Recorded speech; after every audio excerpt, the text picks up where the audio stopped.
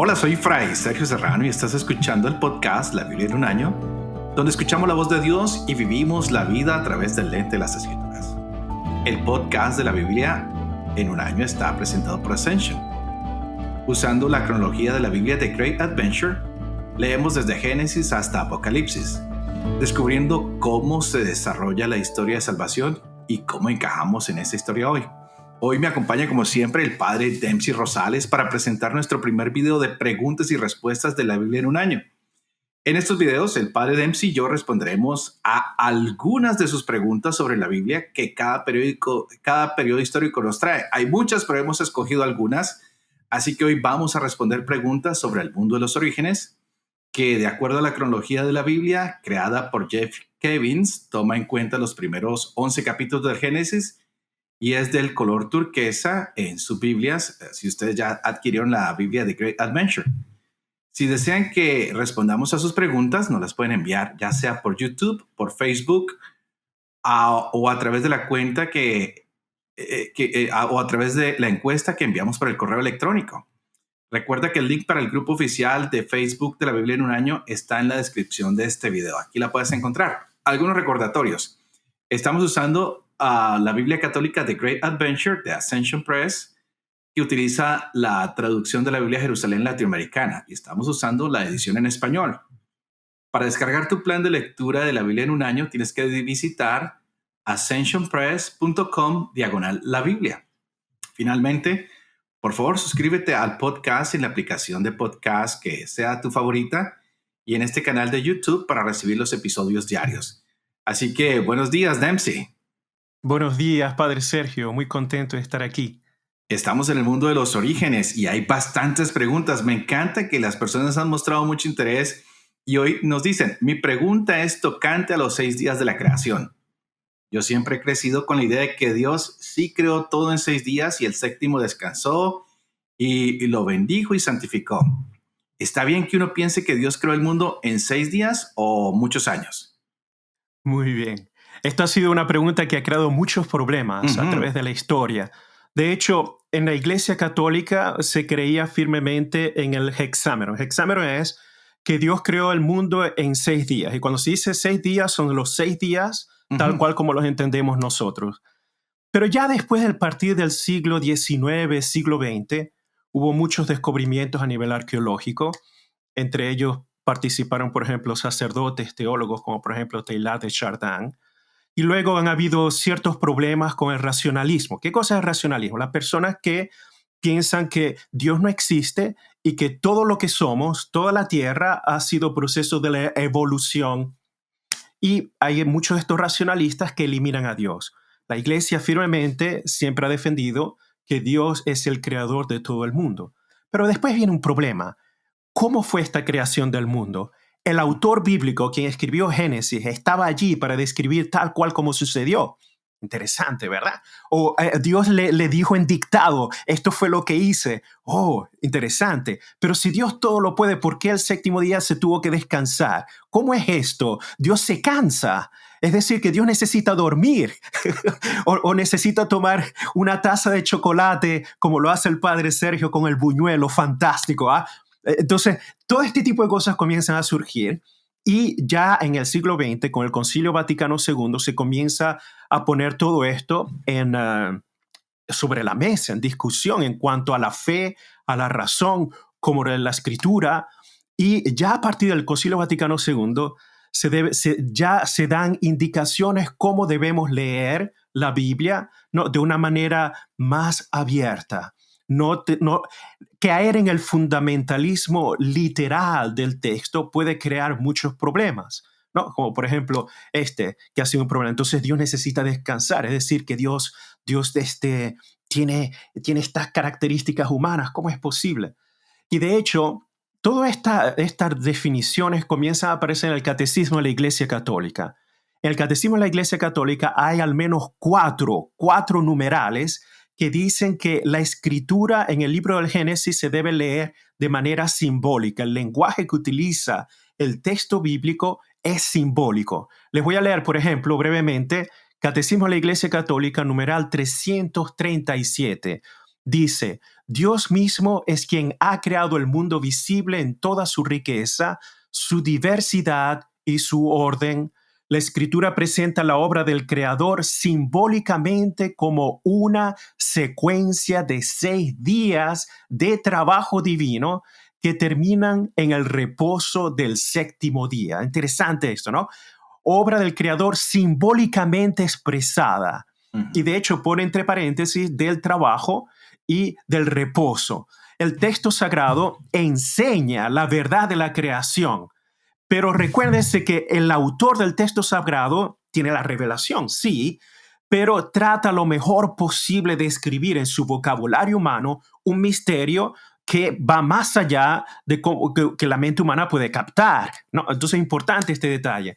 Aparte de eso, también el Catecismo de la Iglesia Católica dice lo mismo. Por ejemplo, en el numeral 362, y ustedes lo pueden ir a ver, cuando incluso Dios está en la creación del hombre y la mujer, dice, utiliza un lenguaje simbólico para afirmar una verdad de fe. Ahora, muy bien, si yo leo la Escritura, el libro de Génesis, y veo una serpiente hablando, y veo todas estas imágenes del día primero, del día segundo, estas descripciones, cuando el texto del Catecismo de la Iglesia Católica dice que es un lenguaje simbólico, esto no contradice a que la información sea verdadera. La verdad de fe está allí, solo que el autor trata lo mejor posible de describir algo que escapa a todo conocimiento humano, porque ¿cómo el autor humano va a describir lo que sucedió antes de que el primer hombre fuera creado? Interesante, ¿verdad? Uh-huh. Y así se comienza a complicar la cosa. Hasta el día de hoy todavía hay corrientes cristianas que creen fundamental y literalmente en los 6 días de la creación. De todas maneras, ha sido parte de la tradición de la iglesia. Sí, si alguien me pregunta entre los fieles católicos, Padre, ¿puedo seguir creyendo en los 6 días? Claro que sí, pero hay que tener mucho cuidado en no caer en un fundamentalismo literal, porque eso crea muchos más problemas. Y se debe apreciar el texto del libro del Génesis no como un manual de cómo hacer café, no como un manual de cómo cambiar un coche o una descripción de la atmósfera y del tiempo o del espacio. No es un tratado de ciencia, no es un tratado de física, no es un manual, es un manual para hacer o construir un gabinete. Es literalmente un texto religioso que trata de explicar el misterio de dónde venimos, de nuestra conexión con Dios, del misterio del plan de Dios que va comenzando, y es un gran esfuerzo, ¿no?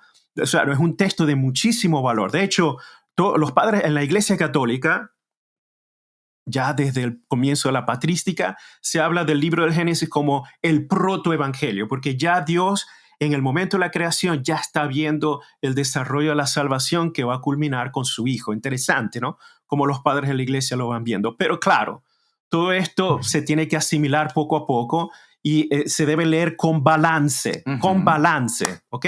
Muy importante este detalle, con mucho balance. Wow, Densi, toda esa historia es muy importante porque a veces tomamos la Biblia de manera muy literal. Pero también hay otra gente que se va al otro extremo y me dicen, ¿de qué familia del chimpancé viene usted, padre? Le digo, bueno, pues yo no sé tú, pero...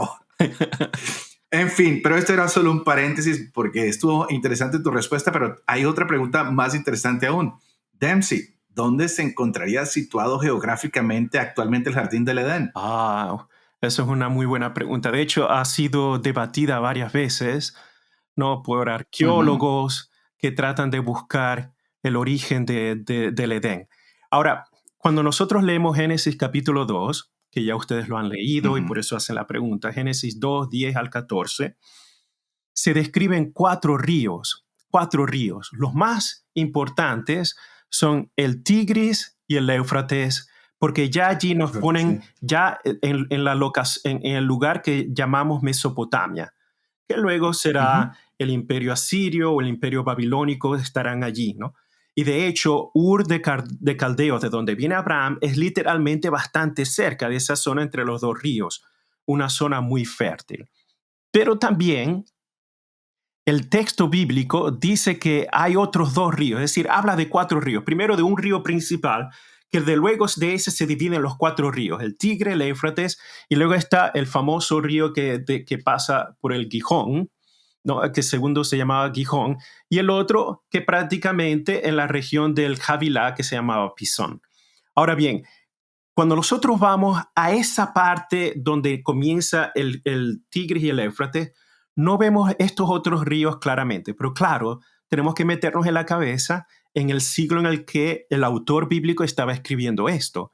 Y ciertamente, donde está al sur de lo que es hoy en día Irak, prácticamente al comienzo del Golfo Pérsico, ahí está un punto importante, un fluyente de un río, de donde surge el Éufrates y el Tigris. Entonces, con gran probabilidad en la geografía de aquel tiempo, unos siglos antes de Cristo, estaba también conectado otros dos ríos, porque esos son los problemáticos para indicar cuáles son exactamente el lugar. Pero la gran mayoría de los autores bíblicos llegan a la conclusión que es precisamente en esa parte del Golfo Pérsico donde se encuentran unidos el Tigris y el Éufrates, que hasta el día de hoy existen. Okay. Y es una zona muy árida y según historiadores se considera ser la cuna de la civilización humana.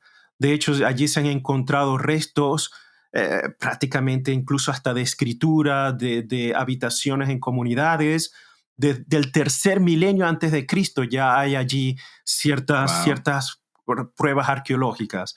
Entonces, claro, eso podría ser un gran indicativo para decir, bueno, allí es donde generalmente se pensaba que fue el original Edén geográfico.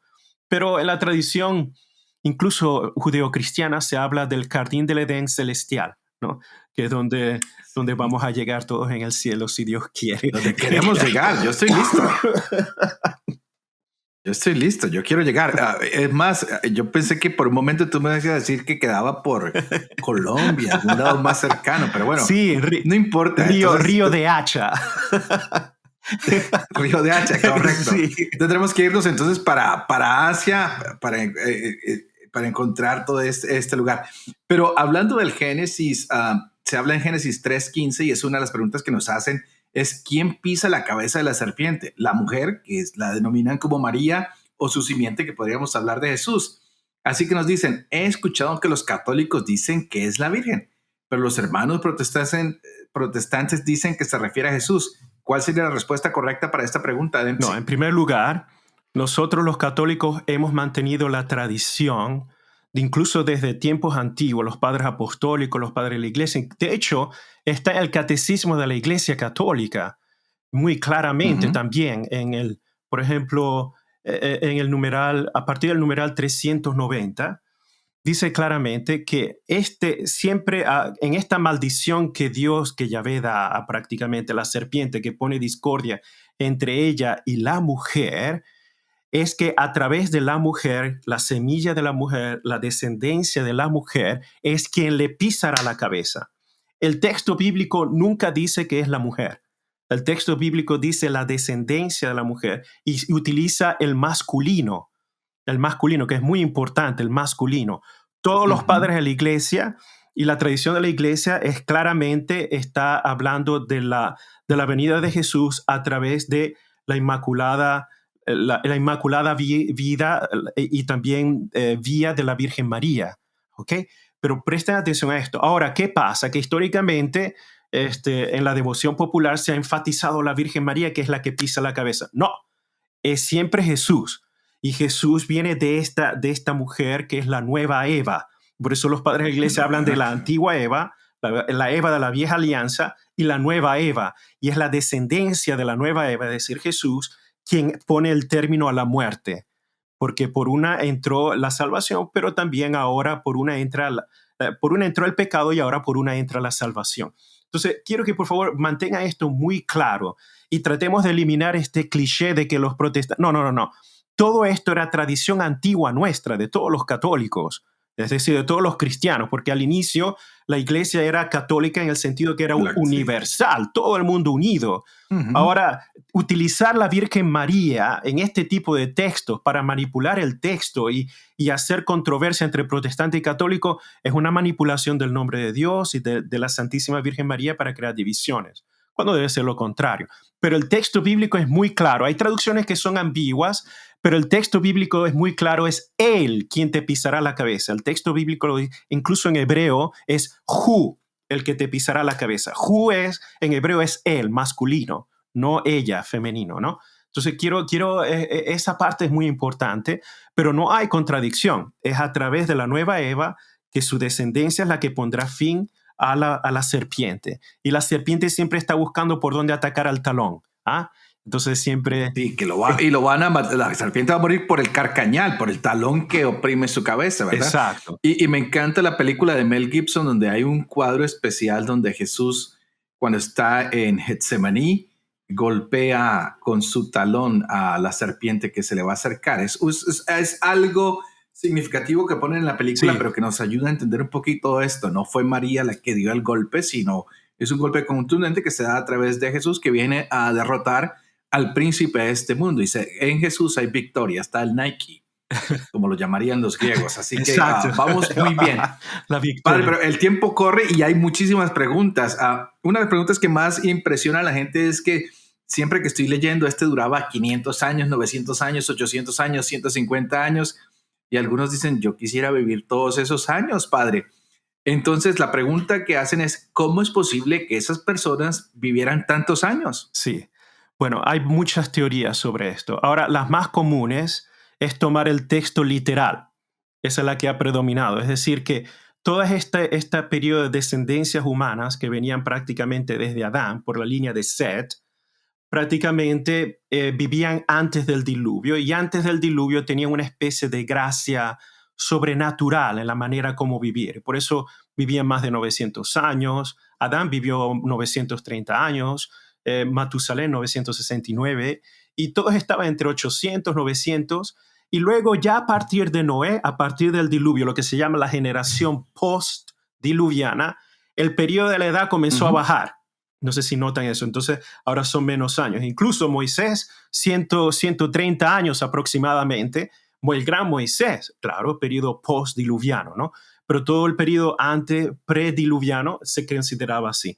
Ahora se hablaba de que hay muchas teorías. Entre los judíos antiguos decían que existía un canopy, una especie de cubierta de agua de la tierra. Eso lo decía Flavio Josefo, que permitía que la gente pudiera vivir muchos años, y que luego esa capa de agua protectiva se rompió y por eso vino el diluvio. Pero estas son leyendas entre los judíos antiguos. Claro, hoy en día gente dice no es así. Otro punto de vista que para mí en el mundo bíblico académico, ¿ok?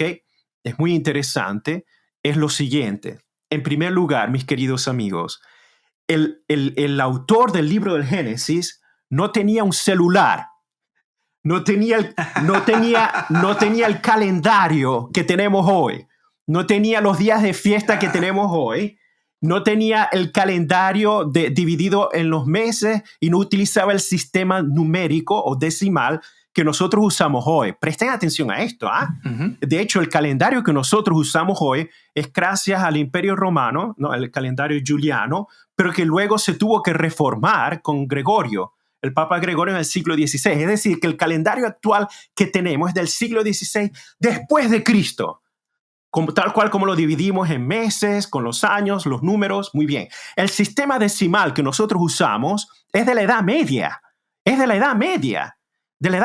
hecho, el sistema numeral romano era distinto al sistema numeral que de luego nosotros comenzamos a usar, ¿no? Gracias a los árabes y a los hindúes que continuaron en la Edad Media creando estas fórmulas. Ahora, presten atención, el libro del Génesis se escribió al menos en el primer milenio antes de Cristo. Por tanto, no tenían el calendario como hoy lo tenemos. No tenían un sistema decimal como el que tenemos hoy. Tenían un sistema matemático completamente distinto y tenían una mentalidad diversa a cómo decir los números, las cantidades, las fechas. Entonces, ¿qué pasa? Es peligroso y también anacronista es decir, fuera de lugar, de tiempo. Fuera del tiempo. Exacto. Claro. Que yo aplique mi noción de cultura de hoy a un texto que fue escrito un milenio antes de Cristo. Es absurdo, ¿verdad? De hecho, con gran probabilidad utilizaban este sistema de numeraciones, de calendarios, quizás lunares, con gran probabilidad, basados en el sistema de calendarios antiguos babilónicos. Muy importante este detalle, porque ya los babilónicos tenían este sistema de calendarios, sistemas numerales, ya desde el segundo milenio antes de Cristo, y predominaba en ese mundo. ¿Qué pasa? Que el sistema babilónico utiliza un sistema numeral sexagesimal.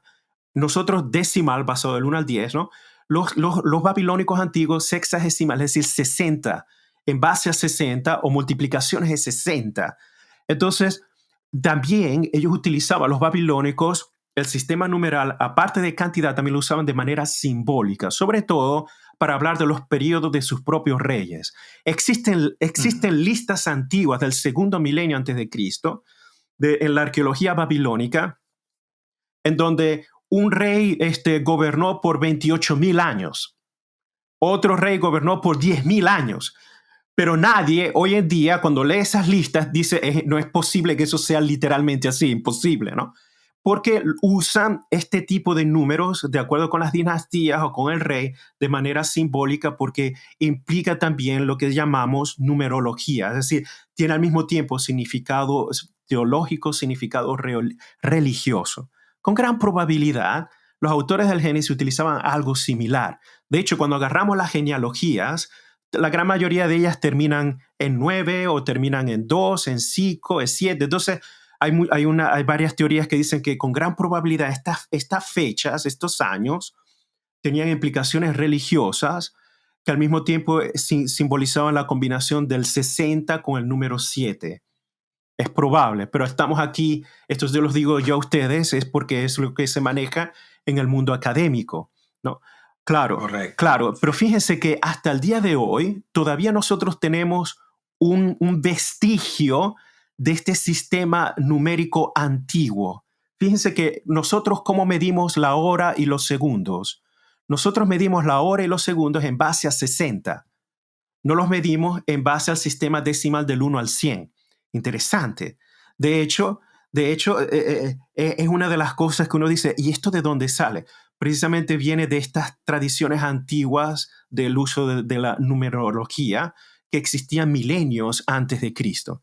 Entonces, si alguno de ustedes está bastante interesado en este uso de numerología con religión, por ejemplo, en el sistema antiguo judío existe lo que se llama gematría. Gematría es utilizar los números que al mismo tiempo tienen significado religioso, significado espiritual, más que significado cuantitativo, de valor, o como nosotros utilizamos hoy en día los números, ¿no? Entonces quizás esto les abre el apetito para meterse en ese mundo bastante fascinante, pero también muy amplio del uso de los números. Es bastante amplio, sí. y mucha gente le encanta empezar hay una diferencia entre esto y lo que es la cábala, ¿verdad? Sí. Porque hay distintos estudios de numerología y a veces nos confundimos con esto, y muchas otras personas dicen, bueno, antiguamente se medían los años por el año lunar, que es más corto, pero también hay que tener en cuenta que muchas veces el número se decía para mostrar la importancia de alguien o del periodo que esa persona representa. Así que, ¿por qué vivían tantos años? Pues ya vimos que es antes y después del diluvio.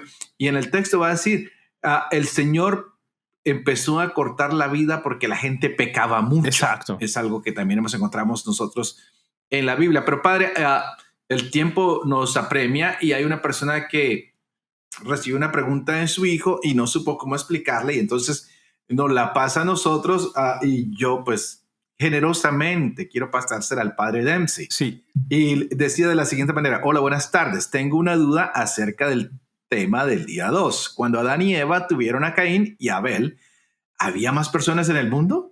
¿Por qué Caín se va errante y tiene miedo de que le hagan daño? ¿Pero quién? ¿Y quién era la esposa de Caín? ¿De dónde vino? Y además, descendientes de Caín, ¿cómo se propagaron? Así que, ¿cuál es la respuesta a esta gran pregunta que nos hacen? Sí.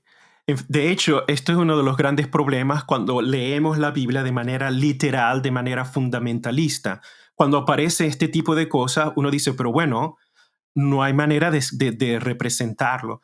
Y ya lo que les dije anteriormente, cuando vamos al catecismo de la Iglesia Católica, y ustedes dirán, pero padre, ¿por qué citas el catecismo de la Iglesia Católica? Porque no quiero decir algo que ustedes dicen, esto lo inventó el padre de la nada, se lo soñó, agarró una galleta con leche y tuvo un malestar y sacó esta cosa allí de una indigestión. No, esto es ya magisterio, esto es educación oficial de la Iglesia. Por ejemplo, el Catecismo de la Iglesia Católica lo dice claramente, el lenguaje simbólico, ya en el momento de la creación del hombre y la mujer, Dios los crea, el misterio está allí, la verdad está allí, que nosotros fuimos creados por Dios. Ahora, muy bien, que fue un hombre, una mujer, ya aquí es cuando viene el problema del debate, ¿no? De hecho, hasta el día de hoy hay debate, hay ciertos científicos que quieren decir que todos venimos de un DNA original, de un humano original o de una pareja original. Interesante, ¿no? Pero la ciencia está con sus propias teorías avanzando en los estudios del ADN. Pero una cosa es segura, que el texto bíblico utiliza un lenguaje simbólico que no necesariamente indica que fueron, claro, indica que fueron una persona, un hombre y una mujer, pero también que existía una población. Cuando vamos a capítulo 4 ya se habla de que existían pueblos donde Caín estaba errando. De hecho, con otros construyó una ciudad. Por ejemplo, la esposa de Caín tuvo que venir de otra raza o de otra familia o de otra rama humana. Ahora, por ejemplo, aquí lo estaba buscando. Les recomiendo de leer el numeral 375 del Catecismo de la Iglesia Católica, que dice lo siguiente. Solo leo un pedacito para que nos demos cuenta de lo que dice. Okay. La Iglesia, interpretando de manera auténtica el simbolismo del lenguaje bíblico a la luz del Nuevo Testamento y de la tradición, enseña que nuestros primeros padres, Adán y Eva, fueron constituidos en un estado de santidad y de justicia original. Pero fíjense lo que está diciendo, aparte de otros numerales que hablan de interpretar el lenguaje simbólico del libro del Génesis, ¿no? Es de manera auténtica, trata de expresar el misterio de la salvación, pero usando un lenguaje simbólico, el evento de Adán y Eva y, por supuesto, de sus hijos. La misma cosa, ¿ok? De hecho, hay teorías incluso dentro de católicos académicos que dicen, bueno, Adán representaba un pueblo, por eso Adán puede interpretarse como nombre propio o como un nombre general, es decir, puede ser humano. Adán puede significar ser humano. Eva igualmente puede significar o una persona o también un pueblo o una corriente,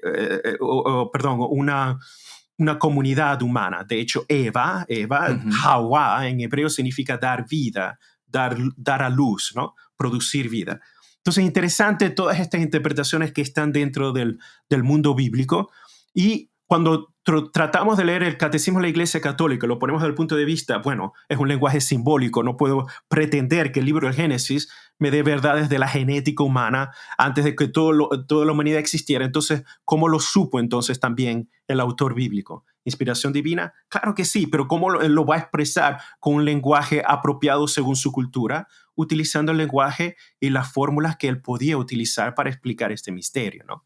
Y cuando se lee el texto bíblico ya viendo que es un lenguaje simbólico, pero al mismo tiempo expresa una verdad de fe, entonces se va entendiendo mejor estas nociones que vienen a aparecer y uno dice, pero bueno, ¿y de dónde salió esta? ¿O de dónde salió este? ¿O de dónde salieron aquellos que querían? ¿Y por qué Dios tuvo que ponerle una marca si no existía más nadie en el mundo que estaba vivo en ese tiempo? Y comienzan entonces las grandes crisis de fe cuando leemos el texto de manera literal, fundamentalista, ¿no?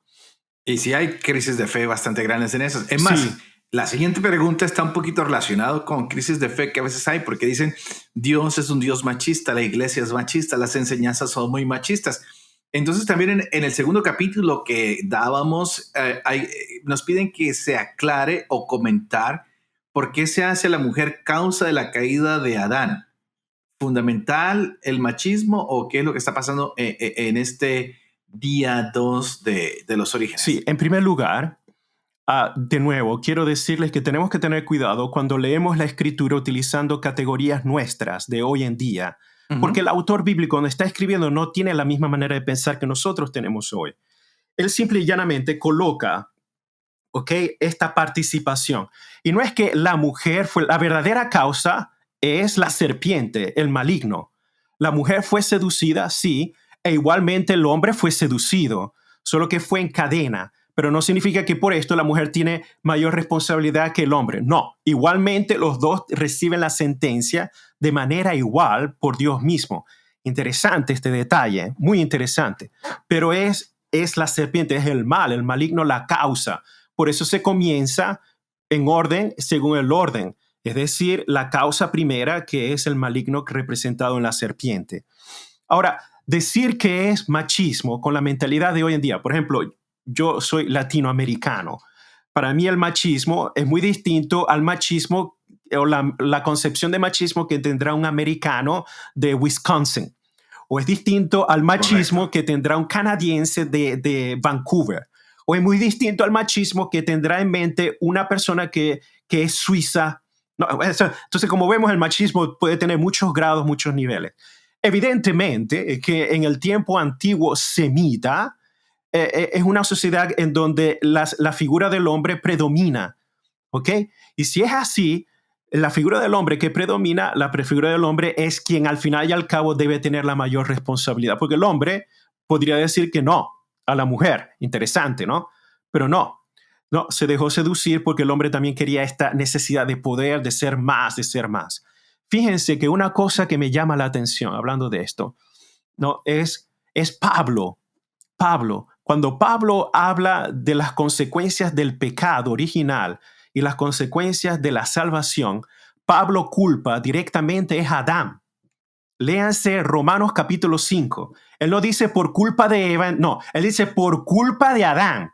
Entró la muerte de la humanidad y por culpa de un hombre ahora tenemos todos la salvación. Interesante. Y digo Pablo porque Pablo es semita, viene de la misma cultura, era fariseo, se sabía el texto del Génesis a memoria. Es interesante que Pablo no le echa la culpa a la mujer. Interesante, ¿no? No. Interesante. Y léanse Romanos capítulo 5 y es aquí donde se dice, y es importante entonces interpretar la escritura con la mentalidad, con los ojos de la misma escritura de un autor sagrado, en este caso Pablo, que conoce el texto hebreo, lo lee, lo sabe a memoria, y Pablo es muy claro. Interesante. Sí hay pequeñas tradiciones dentro del judaísmo antiguo que culpan a la mujer, pero no pasan a ser las predominantes. Generalmente es Adán y la serpiente. Son las que son los grandes. La mujer, claro, es víctima, al igual que Adán, pero la mujer se convierte entonces en instrumento para el hombre porque fue ella la que pudo hablar directamente con la serpiente. Pero al final y al cabo, el hombre también tiene su propia responsabilidad. Yo creo que sería manipular el texto, tratándolo de forzar el texto a nuestra mentalidad de hoy, ¿no? Del machismo. Evidentemente, en el mundo semita antiguo, sí, claro que existe una especie de androcentrismo, pero esto no significa que es toda la culpa de la mujer y los demás. No, aquí todos por igual. Y es interesante, Pablo, repito, que en capítulo 5 de Romanos, para Pablo es claro, la culpa es de Adán, y por culpa de Adán estamos todos en la miseria de la muerte. Interesante. Entonces quería aclarar así eso. como por un solo hombre entró el pecado, por un hombre entra la salvación. Son palabras muy claras. Es la visión que siempre ha tenido la iglesia. Gracias a Pablo, el evangelizador de los gentiles, ese cambio, pero nosotros insistimos a veces en darle ese carácter de machismo y culpar a la mujer, pero no hay nada al respecto. Y hablando de Adán y Eva, estaban desnudos y se habla de mucha desnudez en la Biblia. Sí. Y hay una pregunta respecto a esto, porque otro de los caracteres que es muy nombrado es Noé, que muchas personas están buscando todavía el arca y algunos se van para el monte Ararat a buscar el arca y dicen que posiblemente están allá algunos restos y otros se encontraron en distintas partes, pero la pregunta acerca de Noé es acerca de su desnudez y por qué Noé maldice a Canaán, hijo de Cam. ¿Cuál es el problema que realmente existe en la desnudez de Noé? Sí, esto es un punto que ha creado millones y millones de páginas escritas y de trabajos en escritura, opiniones de los padres de la iglesia, en el mundo académico. Imagínense, es todo. Vamos a ver cómo podemos acercarnos a este texto. Estamos en el episodio de Noé, en Génesis capítulo 9. ¿Ok? ¿Qué pasa? Que el texto dice que Noé se dedicó a cultivar la tierra, sí, tenía su propia viña, y un día se puso a beber vino, ¿ok? Y se embriagó, ¿no? Y se fue a su tienda o se fue a la tienda, depende como las traducciones que vamos a ver. ¿Qué pasa? Que mientras estaba borracho, vino y entró Cam, esto es importante, y vio la desnudez de su padre. Entonces, este es el punto clave. ¿Qué cosa quiere decir la desnudez de su padre? Muy importante esta frase. ¿Cómo lo podemos interpretar? Lo podemos interpretar de manera literal, es decir, Cam vio físicamente la desnudez de su padre y fue donde sus hermanos y se la dijo a sus hermanos. Bien. Y uno dirá, pero bueno, y ver eso en el mundo antiguo, pero si prácticamente entre familias en ese tiempo era normal ver a uno desnudo y al otro, ¿y por qué justamente en este caso tiene que haber una maldición? Interesante. De hecho, no tenemos equivalentes de este tipo para hablar de la desnudez física, verla para crear este tipo de reacción. Otra interpretación, y esta sí tiene fundamento bíblico, es que la Biblia utiliza, al menos el autor sagrado antiguo, utiliza formas que nosotros hoy en día llamamos eufemismos para hablar de relaciones sexuales. ¿Okay? Una de estos eufemismos o fórmulas idiomáticas es la desnudez de tu padre, ¿ok? Descubrir la desnudez de tu padre o ver la desnudez de tu padre. Ustedes dirán, padre, pero esto te lo estás inventando. No, de hecho no. Es una fórmula común en el libro de Levíticos. Comenzamos a leer el libro de Levíticos, capítulo 17 en adelante, 17, 18, 20 en adelante. Vamos a ver las condenaciones de Yahvé si descubres la desnudez de tu padre, si ves la desnudez de tu padre. ¿Ok? Muy importante. Ahora, ¿esto qué cosa quiere decir? En el libro de Levíticos, descubrir la desnudez de tu padre o ver la desnudez de tu padre implica una relación sexual. Ahora, ¿qué pasa? Por favor, aquí no se vayan a escandalizar, ¿ok? En el mundo de interpretación bíblica en academia, en Estados Unidos, predomina una cierta interpretación que dice que cuando Cam vio la desnudez de su padre, quiere decir que Cam prácticamente tuvo relaciones con su padre. Suena horrible, ¿verdad? De hecho, ya me veo, cada vez que, cuando leo estas interpretaciones en libros, hay libros escritos sobre esto, y uno dice, pero bueno, y esto, entonces, wow, ¿por qué lo hizo? Bueno, quizás porque quería humillar a su padre para tener el poder del clan o para hacerse el jefe, el superior del clan. Y por eso la maldición tan fuerte que viene como consecuencia cuando su padre, porque cuando leemos el texto del Génesis, cuando Noé se despertó, vio lo que Cam le había hecho. Eso dice el texto. Entonces, no era simplemente el ver mientras el tipo estaba borracho, dormido, y después, no, significa que pasó algo y Noé, cuando se despertó, se dio cuenta de que algo había sucedido. Es decir, que hay algo físico concreto que sucedió. Ahora, una interpretación es esta. Ahora, pero uno dice, pero bueno, ¿por qué no maldice a Cam? En vez maldició a Canaán. No tiene sentido. Es una locura. Porque es verdad, ¿no? Entonces, ¿por qué no maldice a Cam y tiene que maldecir al hijo de Cam? Tiene sentido. Ahora, hay otra interpretación que se maneja también mucho a nivel bíblico en academia. Y para mí yo creo que es bastante, es la más acertada en cuanto a prueba bíblica, ¿ok? Cuando se lee el libro de Levíticos, ¿no? A partir del capítulo 17, 18, 20 en adelante, se dice que la desnudez de tu padre es la esposa de tu padre. La esposa, sí. Ya te quería preguntar acerca de eso porque es la que quise manejar para ese capítulo. Exacto. Es cuando un hijo quiere humillar a su padre y se acuesta con su madre y lo ridiculiza. Exacto. Y cuando el padre se pasa su embriaguez y se da cuenta de lo que ha hecho su hijo, lo maldice no en él, pero en el hijo de él. Exacto. Y es una venganza bastante fuerte. Pero, sí. ¿Por qué no nos cuentas un poquito más de eso? Absolutamente. De hecho, en el libro de Levítico se dice precisamente, no verás la desnudez de tu padre, y eso es en referencia a no tener relaciones sexuales, es con la desnudez de tu padre, quien es su esposa. Muy importante. Recuerden que en ese tiempo, independientemente, puede ser o la mamá o la concubina, pero era la que estaba unida con el patriarca, el jefe de familia, o sea, el capo familia. ¿Qué pasa? Que es un afronto muy grave, aparte del nivel moral, es considerado ser una abominación, ¿no? A los ojos de Yahvé, pero también es una cuestión de poder dentro del clan. Ahora, ¿qué pasa? Que con gran probabilidad esto fue lo que sucedió. Y tiene perfecto sentido cuando Noé, al despertarse, ¿qué cosa hace? Maldice a Canaán, ¿Por qué? Porque Canaán con gran probabilidad es el fruto de esta unión ilegítima. Y por tanto, de en adelante, en vez de mencionar a Can, se menciona al padre de Canaán, indicando que ya Canaán implica esta maldición por venir de una unión ilegítima, de una intención maligna. Y al mismo tiempo, Noé bendice a sus hermanos porque los hermanos fueron piadosos y respetuosos de esta jerarquía, de su posición, pero también delante de un hecho que es no aceptable delante de los ojos de lo que es la moral de Dios, ¿no? Interesante este detalle.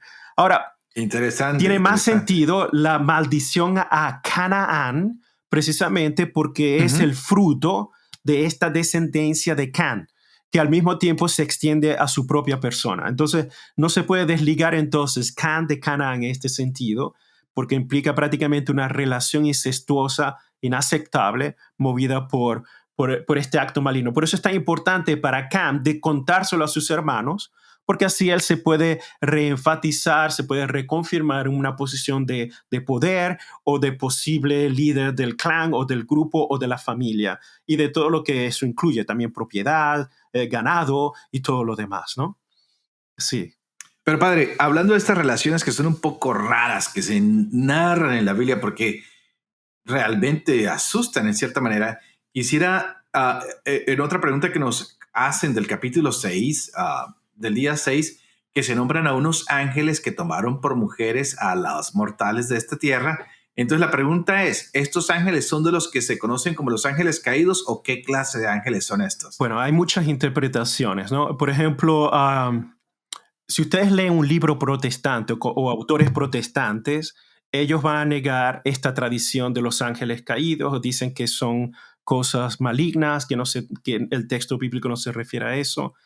En nuestra tradición de la iglesia, afirmamos de que habían ángeles caídos. De hecho, eso viene de la tradición de Enoch. Enoch, como ya hemos visto en la genealogía del Génesis, Enoch incluso era un hombre justo, incluso que hasta caminaba con Dios. Se dice que Enoch fue asumido al cielo y Enoch narra estas visiones de cuando prácticamente los ángeles que Dios creó, algunos de ellos se voltearon, se volvieron contra Dios y muchos de ellos cayeron. Interesante, porque el verbo caer en hebreo es nafal. Y si ustedes van a este capítulo de Génesis, capítulo 6, que se habla de los gigantes, el texto hebreo, la palabra hebrea es nefilim. Nefilim es los que son caídos, los que ya están caídos. Interesante, hay varias interpretaciones que estos ya estaban allí cuando los hijos de Dios, que son ángeles, ¿no?, se comenzaron a unir con las mujeres, o eran ellos los mismos que se estaban uniendo con las mujeres. Con gran probabilidad, este tipo de unión no fue bien vista por Dios, y con gran probabilidad otra interpretación es que de esta unión salieron estos gigantes o estos hombres nobles, ¿no? Y se les dice gigantes, muchos dicen, bueno, era porque eran muy altos, pero también gigantes era quizás porque tenían gran valor en cuanto a cualidad. De hecho, esta palabra de gigantes, de este nefilim, que a veces decimos que son los caídos, pero son los gigantes, también aparece en el libro de Números, los descendientes de Anak, que son guerreros grandiosos. Estamos hablando de un periodo prediluviano, de un periodo mitológico que es muy antiguo, y el autor bíblico utiliza esta información y la coloca dentro del texto bíblico, pero al final y al cabo sabemos muy poco, o prácticamente no sabemos nada sobre quiénes eran estos gigantes o estos hijos de dioses o Bene Elohim que estaban interactuando con las mujeres de ese tiempo. Pero sabemos que son tradiciones que son todavía mucho más antiguas que la escritura del texto bíblico del Génesis. De hecho, muchos dicen que incluso estas tradiciones existían ya desde el segundo milenio antes de Cristo, es decir, incluso 1000 años antes de que el texto bíblico del Génesis fuera escrito. Interesante. Bueno, hay muchas cosas interesantes, sin lugar a dudas, e incluso muchas gentes han querido relacionar los Nefilim con Goliat, ¿no?, que era un gigante, que sí era de esta misma familia, pero no podemos tener toda esa información porque no existía alguien que estuviera grabando todo esto, ¿no? Pero la presencia de los ángeles es distinto a lo que la gente está tratando hoy de hablar de la angelología, o otras cosas diferentes. Así que queda un poco claro esto. Son estas creaciones de Dios, pero no tiene nada que ver con las angelologías que se estaban manejando el día de hoy. Padre, en el mundo de los inicios hay otra pregunta que es, ¿por qué pensaba Abel, por qué se pensaba que Abel era el primero en invocar el nombre de Yahvé cuando se lee que el primero fue Enós, hijo de Set? Preguntan y dicen que por favor se haga una explicación acerca de lo de Abel. Sí, en primer lugar, hay que tener bien claro este capítulo. Estamos prácticamente en el capítulo 4 del Génesis. Prácticamente Abel hace su ofrenda y Caín hace su ofrenda al Señor. Es la ofrenda. No, el texto no dice que Abel invocó el nombre del Señor o comenzó a invocar el nombre. El texto no lo dice. Si lo leen atentamente, no lo dice. O hace la ofrenda, por supuesto, Dios vio con agrado a Abel y no vio con agrado la ofrenda de Caín. Y bueno, allí es donde vino el fratricidio, vino el asesinato. Luego viene el castigo de Caín y luego se habla al final del capítulo de que Adán y Eva tuvieron otro hijo, prácticamente fue el que vino después de la muerte de Abel. Y este hijo, Set, tiene una descendencia, entre ellos está Enós. Y el texto del capítulo dice, y desde allí comenzó a invocarse el nombre de Yahvé, ¿ok? Entonces muchos dirán, pero bueno, la imaginación juega aquí, ¿no? Entonces, Abel, ¿qué hizo? Invocó. No, el texto no dice que invocó el nombre del Señor. Ofreció, hizo la ofrenda al Señor. Ahora, cuando se dice el nombre del Señor, ¿qué cosa quiere decir este texto? En primer lugar, recuérdense que cuando vamos a leer el libro del Éxodo, el verdadero nombre de Dios se revela en Éxodo a Moisés. Entonces, ¿qué cosa quiere decir el texto de Génesis cuando dice, y desde esa generación, desde ese entonces, se comenzaba a invocar el nombre de Yahvé?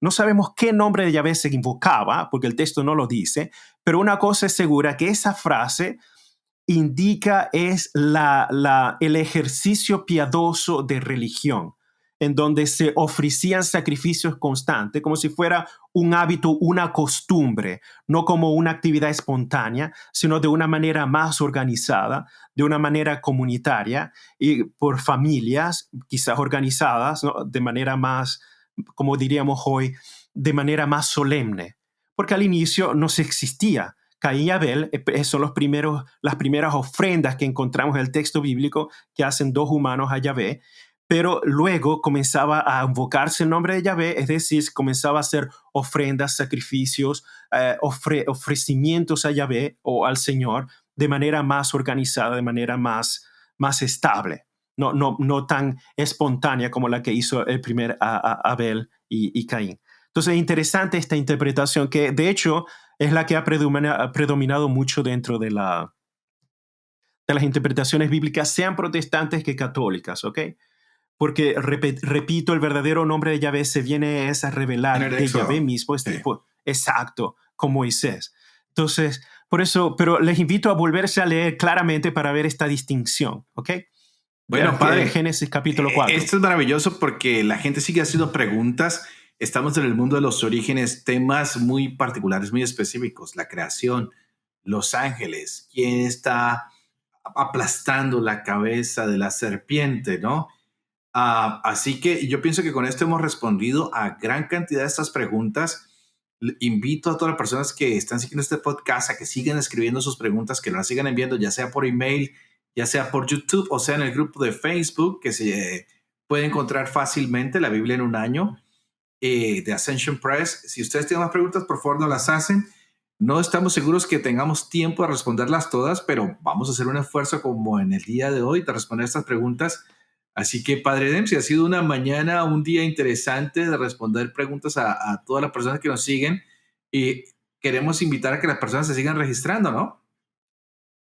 Claro que sí. Claro que sí. Vamos a terminar este día de hoy pidiéndole al Señor que abra nuestra mente, que abra nuestro corazón para que cada día sepamos más de Él. Y le damos gracias a Dios Todopoderoso porque al iniciar esta creación pensó en cada uno de nosotros y nos llamó a ser parte de ella. Que podamos darle la gloria, la honra y el honor que Él se merece, y que nosotros a través de este tiempo que estamos instruyéndonos en su palabra podamos conocer más de su amor y su misericordia. Y todo esto lo pedimos en el nombre de Jesús, que vive y reina y es Dios por los siglos de los siglos. Amén. Amén. Padre Densi, ¿qué tal si damos los dos la bendición final? Claro que sí. El Señor esté con ustedes. y con tu espíritu. Y que la bendición de Dios Todopoderoso, que es Padre, Hijo y Espíritu Santo, descienda sobre todos ustedes y los acompañe siempre. Que Dios los bendiga. Amén.